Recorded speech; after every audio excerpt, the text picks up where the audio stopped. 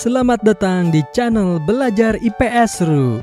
Sekarang kita akan melanjutkan materi sebelumnya, yaitu tentang kelangkaan dan kebutuhan manusia.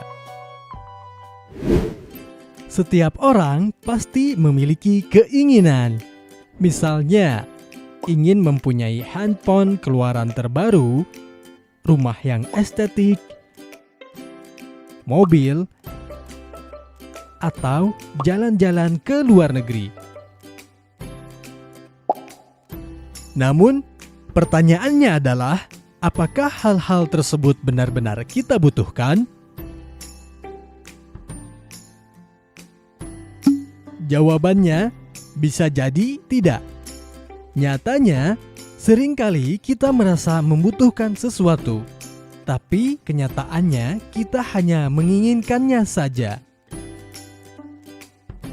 Padahal, ada hal-hal yang jauh lebih penting yang seharusnya kita penuhi terlebih dahulu.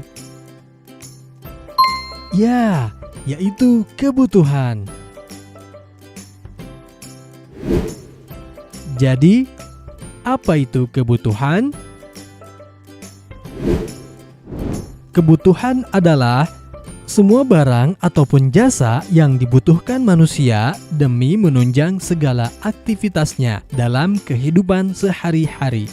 Kebutuhan manusia ini sangat beragam dan bermacam-macam jenisnya. Lalu, apa saja jenis-jenis kebutuhan manusia? Kebutuhan manusia dibedakan menjadi 8 kelompok, yaitu kebutuhan menurut tingkatan, kebutuhan menurut sifat, kebutuhan menurut waktu penggunaannya, kebutuhan menurut subjek, kebutuhan menurut kelangkaannya,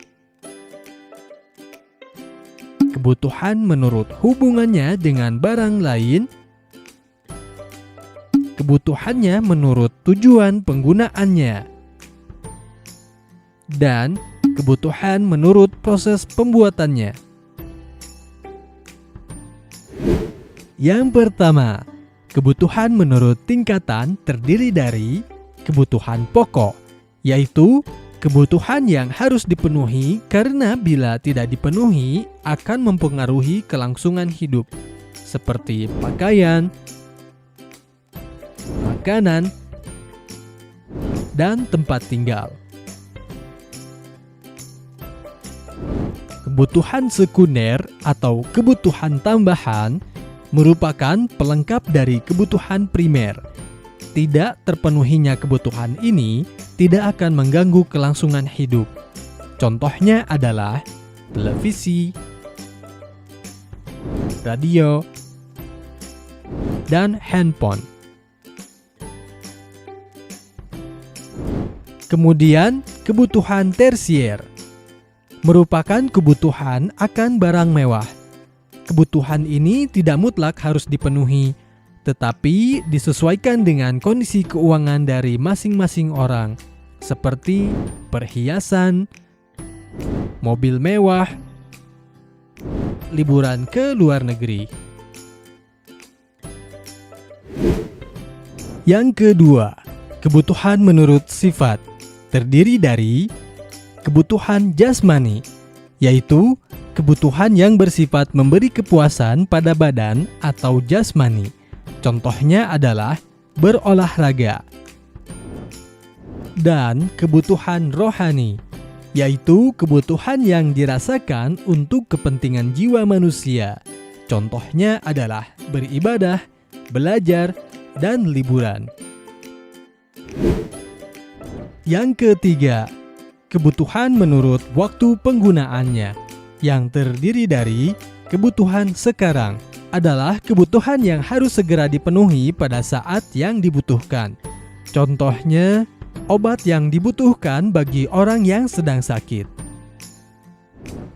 Dan kebutuhan masa yang akan datang, yakni kebutuhan manusia yang pemenuhannya dapat ditangguhkan pada masa yang akan datang. Contohnya adalah seseorang yang menabung supaya bisa pergi haji di kemudian hari. Yang keempat, kebutuhan menurut subjeknya terdiri dari kebutuhan individu, yakni kebutuhan yang harus dipenuhi secara individu atau perorangan. Contohnya adalah kacamata dibutuhkan oleh orang yang lanjut usia supaya dapat melihat dengan lebih jelas. Dan kebutuhan kelompok adalah kebutuhan yang pemenuhannya dilakukan secara bersama-sama oleh kelompok, seperti tempat ibadah, sekolah, dan rumah sakit. Yang kelima, kebutuhan menurut kelangkaannya terdiri dari barang bebas, yaitu barang yang jumlahnya banyak sehingga untuk memperolehnya tidak memerlukan pengorbanan. Contohnya adalah udara, angin, air di daerah pedesaan, sinar matahari. Dan barang ekonomi, yaitu barang yang memiliki nilai kegunaan atau sifatnya terbatas.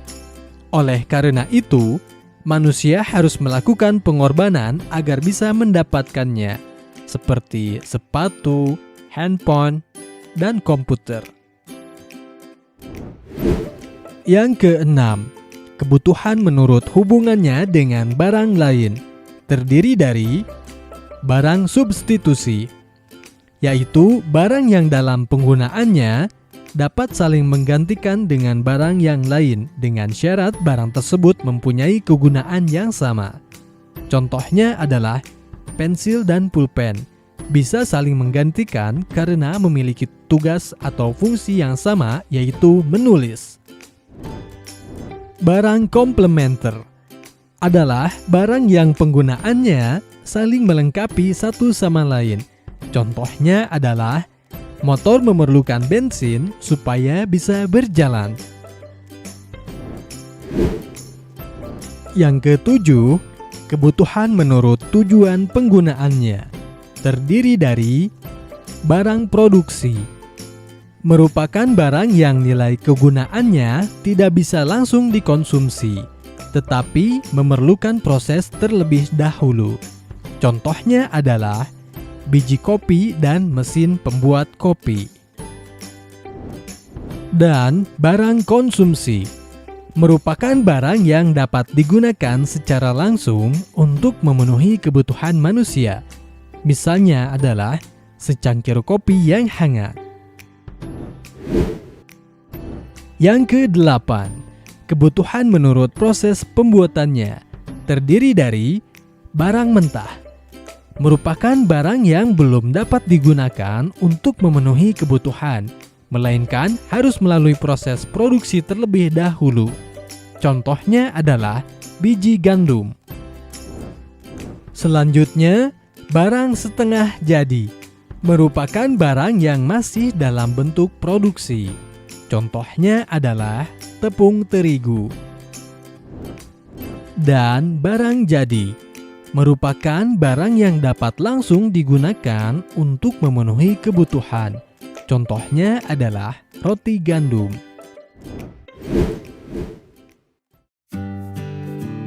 Terima kasih sudah menonton video ini. Jika kalian suka dengan videonya, klik tombol like. Jika ada pertanyaan, tulis di kolom komentar ya. Untuk mendapatkan update terbaru dari kami, klik tombol subscribe dan nyalakan lonceng notifikasinya. Sampai jumpa di video lainnya. Bye-bye.